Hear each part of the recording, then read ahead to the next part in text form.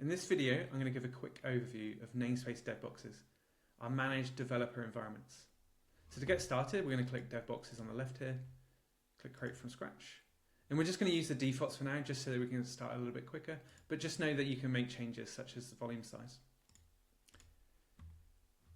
So after clicking the Create Devbox button, namespace is going to go ahead and provision as a brand new instance. If we give that a short few seconds, we'll see that that's created for us. The first thing we want to do is we're going to make a change to a file, and we're going to do that through what we call named persisted environments. Here we're just going to use the default name that it's given us and create a new session, and that's going to open a web terminal for us.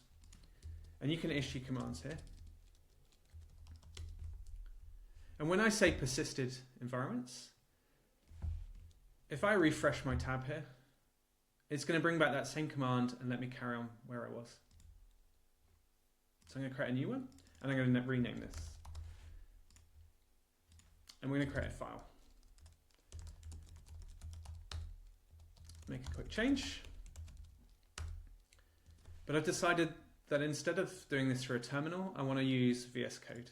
So I'm going to click Open on the web.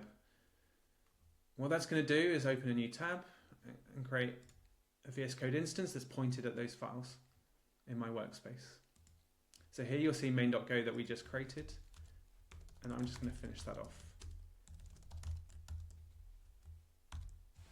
and save that. So if we relook at that file through our web terminal, you'll see the to-do that we've just added. As well as everything through the web browser, you can also make those same changes locally.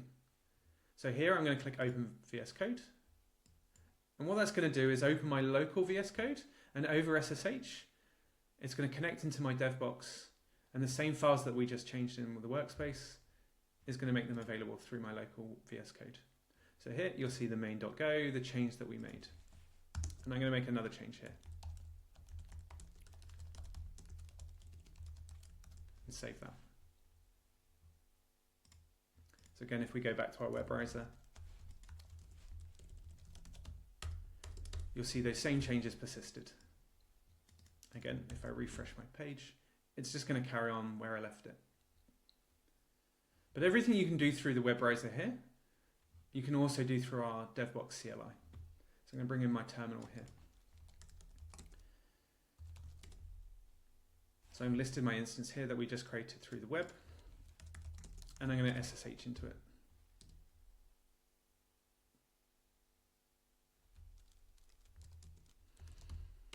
And I decided that this to-do I no longer want to keep, so I'm going to make a change there and save that, and we'll exit out there.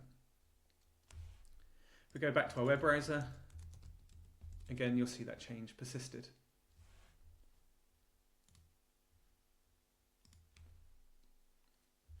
So now I want to go on my lunch, and I don't want to pay for my remote environment. So what's going to happen is if I leave this for 29 minutes, we'll automatically detect that it's idle and shut down your instance. All of these values can be changed and customized, but for now, I'm going to manually do this. So I'm going to stop this instance. And when I'm back from my lunch, I can pick it up again.